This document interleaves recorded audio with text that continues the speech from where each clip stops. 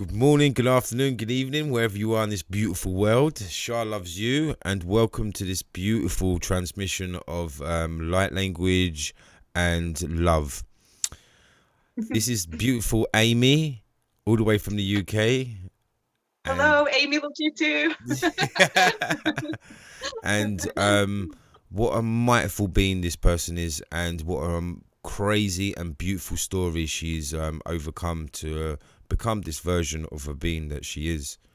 I'm honored and I am blessed. I really am to have you a part of this amazing story, what we're all creating. So let's just get straight into it. Aw, Okay. thank you so much, lovely Shah. I'm really honoured and blessed as well, to be, a part of this podcast, a part of your channel, and hopefully able to inspire and share some information that will help anybody that watches this. So thank you so much You're for having welcome. me on. I Yes. swear I just seen a little orb in the corner there. Okay. I, I think that was a moth that just flew by. I wish it was an orb. It could be my great grandma. Well, if it wasn't an orb, then it was a moth being come to assist us on this sacred journey of whatever is going to unfold next. Yeah. Right. Okay. So let's do this. Okay. So what was the beginning of your enlightenment journey? What was the actual turning point that actually put you to the Yeah, path and to who you are now? yeah. Okay. Right. So obviously, I'm sure, like with everyone, it's quite a long story, but I'll try and tell it as kind of simply as I possibly can. I was brought up in a Christian cult. So it was a very strict church upbringing. And I got to a point in my life when I was about 17 or 18 that I decided that I wanted to be a professional dancer, and I wanted to go and dance in clubs, as in do rave events, and I wanted to go and dance in Ibiza and all of that. So I started to get really involved with that, and the people in the church, namely the higher kind of leaders in the church, didn't like it. So they pulled me to one side and said, you're not really supposed to be doing How old? all of Sorry. this. How old was you when you was when you 18. when you was doing this? Yeah, I was 18. 18. 18. Okay. You're frozen. Yeah. Yeah. You froze a bit as well. Sorry. But That's okay. okay. Okay. So he was 18. Okay, yeah. I just wanted to know at this time. Sorry. Okay, carry on.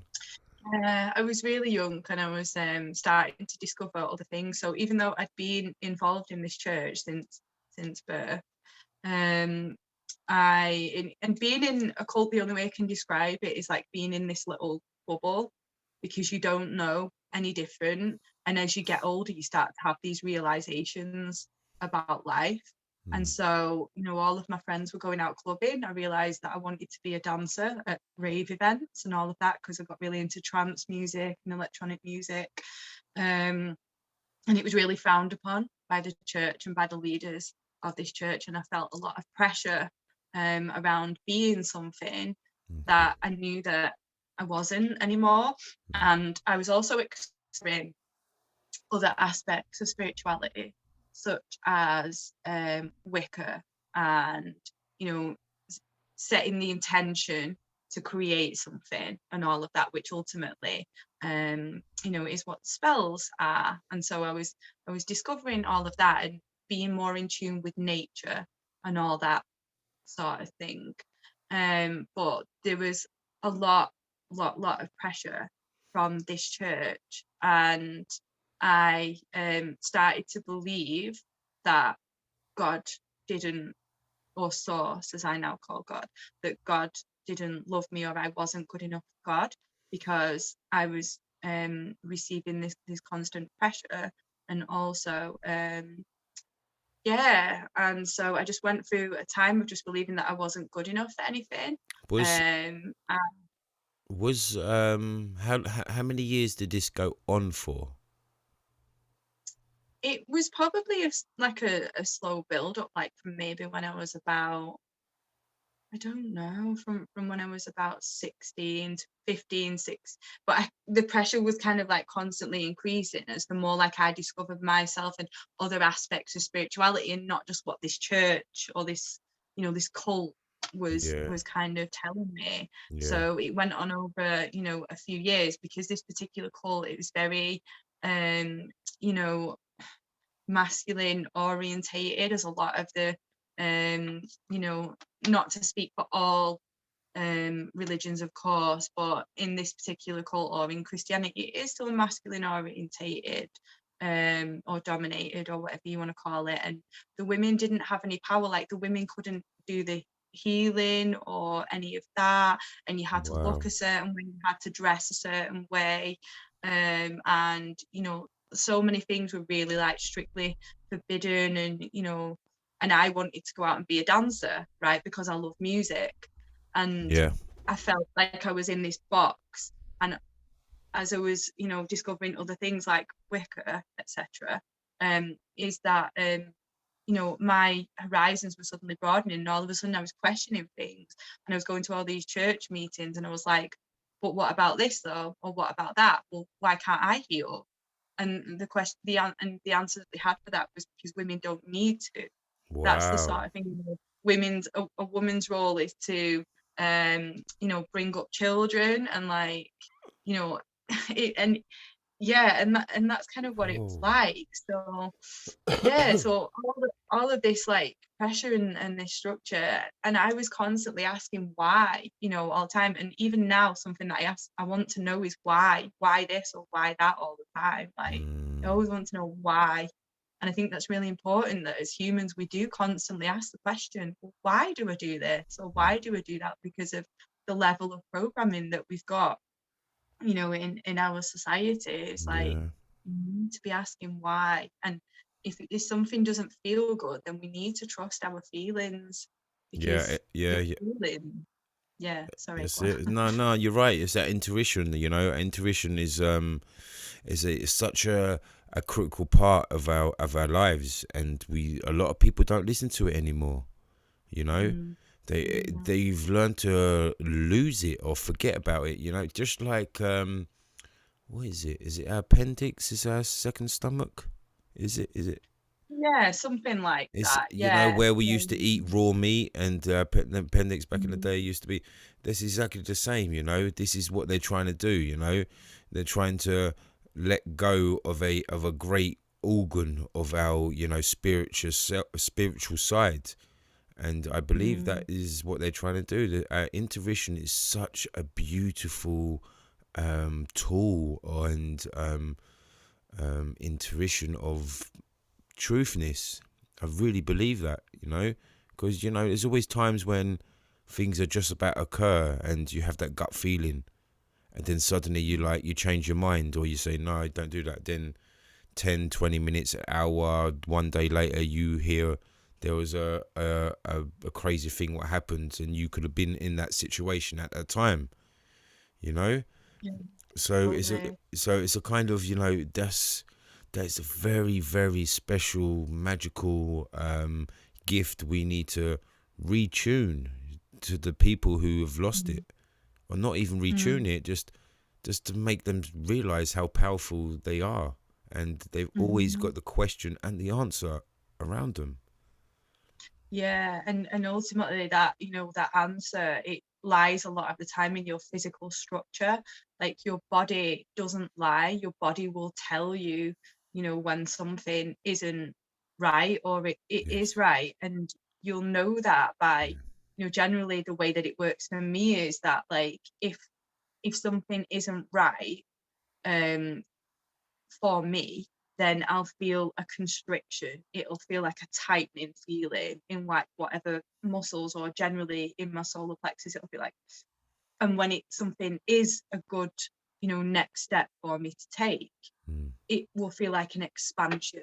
So if yeah. you feel open in your body, then that is something, that is ultimately good energetically and physically for you. But if it's a tightening, or it's like a, then that's something that, maybe that's not a path that you might not want to go down or may want to explore more. Um, Kind of around that, but your body is your best indicator for intuition.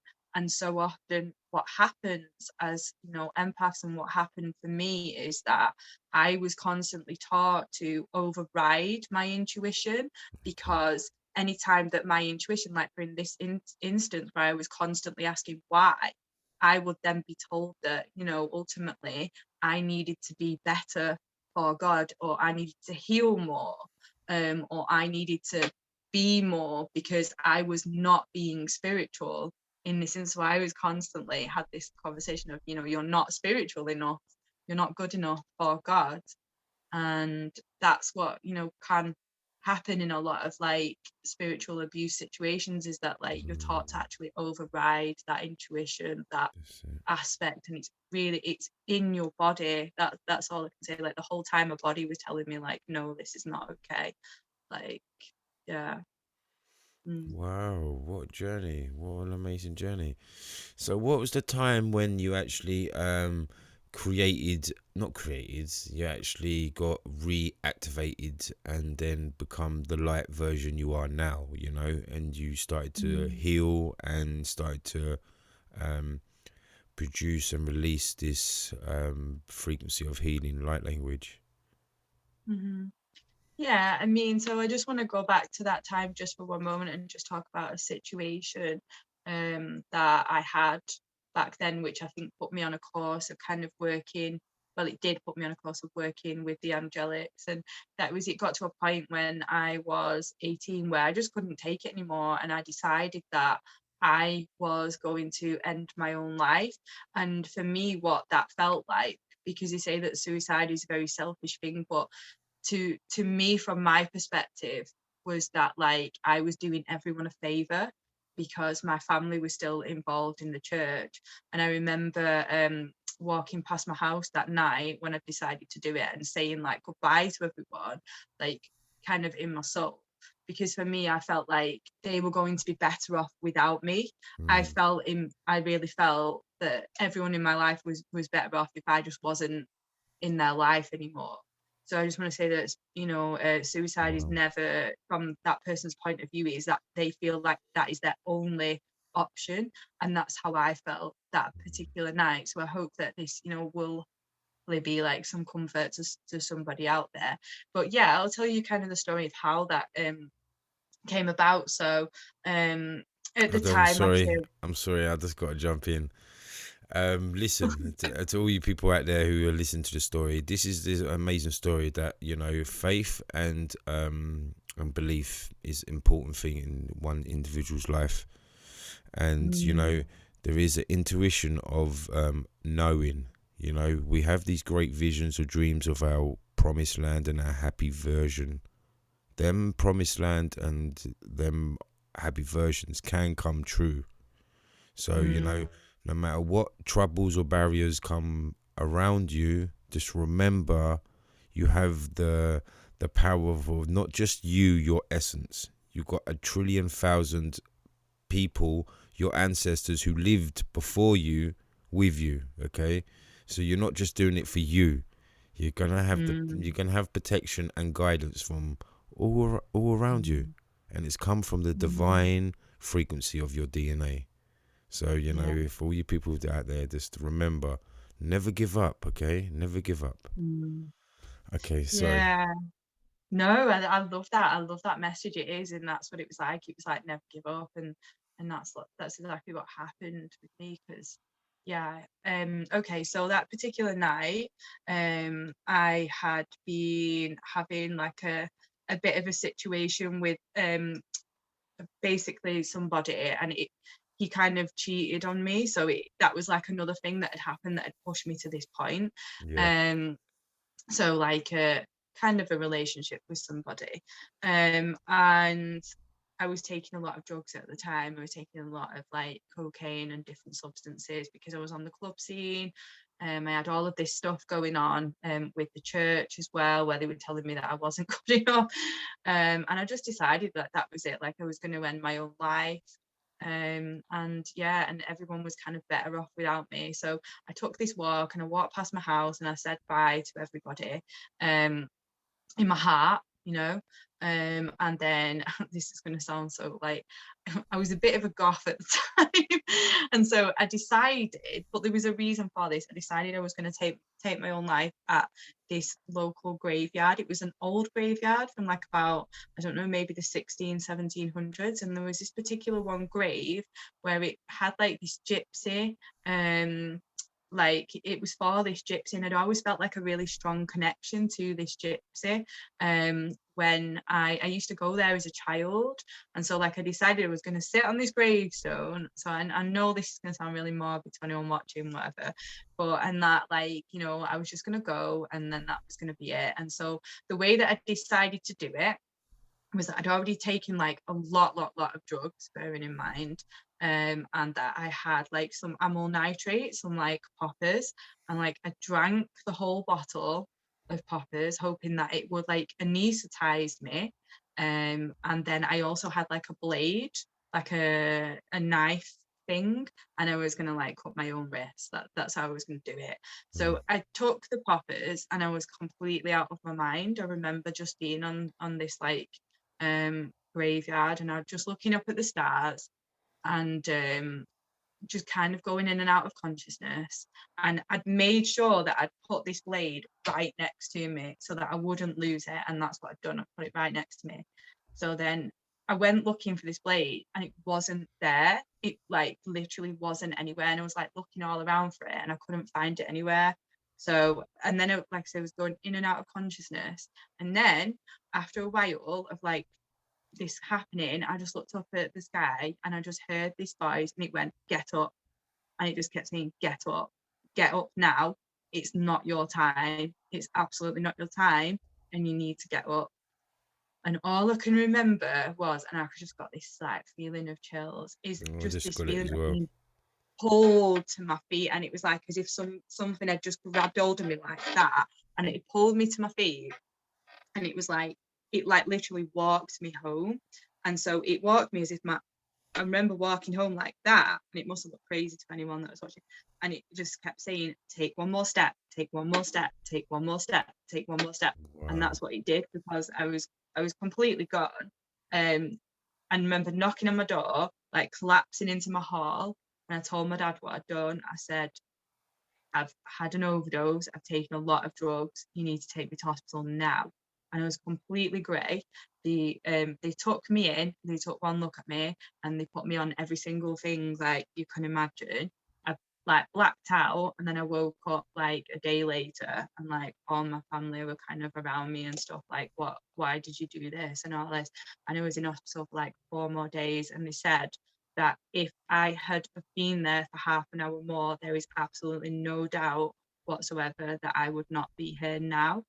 And like, yeah, and ever since then, I know without a doubt that that voice like was the voice of my guardian angel or my angel. I just know that it was angelic. It saved me. I know that I couldn't get up, I couldn't breathe because I was like, you know, like that, like I was Yes. hyperventilating. They said that the amyl nitrate and the combination of like drugs cocktail that I had, and there was like hardly any whatever nitrogen or whichever one it is. It just wasn't even in kind of my bloodstream. My dad went back the next day to look for the blade to see if it was there, and it was nowhere to be found. Like it should have been there. Like for me, bearing in Wow. mind this is like a graveyard in the middle of nowhere. Like it's not like no one could have gone and then took that blade. Do you know what I mean? It's just like it's an old graveyard. It's not one that people visit. It's from years ago. And so Mm. the whole thing for me was like an absolute miracle. And so, you know, that at that point didn't get me exactly onto spirituality, but I knew from that point that there was something more, you know, than already, what I had already experienced spiritually, because it was almost like my guides just made themselves known in like such a physical way that Mm. they saved my life. Like I've got no doubt about that whatsoever. Wow. So yeah, yeah, that's like how I kind of, I don't know, like that was the start, I guess, of my actual spiritual journey, I feel. Yeah. Wow, so amazing. Wow, so amazing. You see, ladies and gentlemen out there, even when Yeah. the tough gets tough, you've always got someone who's looking after you, who's watching you, Mm, and who knows that, your purpose is more than what you think it is. mm, We are great messengers in a million trillion different ways, but just remember, we're never alone. Even when all you people out there feel like, you need to end your time on this planet, mm, this mm, sometimes it's a frequency what has interrupted your mind, and it's not your words, it's not your frequency, it's come from another frequency, mm. what wiggles its way Yeah. into you, and then it programs you to do things what out of your character, and what is just what shouldn't exist. That's it shouldn't exist. But Mm. you know what, Amy, what a beautiful soul, and how amazing, for you to overcome that and to foresee it, and now you're giving the message to others out there. you know you're spreading your knowledge, and you're sharing what needs to be shared, and that is the best of all, and that is love and light, and most of all is information from experience, and that's what you've been doing. Yeah, thank you. Yeah. And I just feel like I just want to say that, like, to anyone that's like thinking about something similar, is to, like, you know, like you were saying before, like, never give up, because, like, if that would have happened, and I think about all of the experiences that I never would have had, like, all of the, like, dance experience, the amazing dance experiences that I've had, and, like, spiritual experiences, and, like, doing this, and, sharing my healing gifts and all of that, like, life can turn around in an instant, like, in an Mm, instant, and it mm, starts with a choice. It really starts with you. And I mm, feel like in that moment, I was being, just like you say, just being shown that we're never alone. We never, mm, never are truly alone, mm. and that it can always change, but it is a choice, and it does start with us. Yeah, Mm. it does, it really does. Well, listen to everyone out there. I hope you enjoyed this amazing story, a beginning of story of many that Mhm. Amy is going to help and release. And as well, she's a great healer, and she does a combo with a mother, and she's a super healer as well, I hear. And, this is what we're going to do. This is what it's all about. It's about connecting healers and realizing that we have similar stories. We all have similar stories, Mhm. and now look at us. We were the people doubted us. People didn't believe in our intuition, our outlook of what could happen and what could occur. We were called the freaks. We were called the weirdos. Let them do that. Now look, they're all relying on us for information. Yeah, Yeah. you know, That's the they're, one. they're all broadcasting like secretly.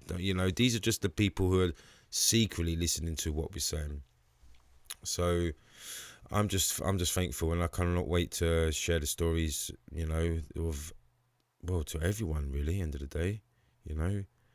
So we're gonna sign out, and I am blessed. What's the time now? Now it's 20 to 12 my time.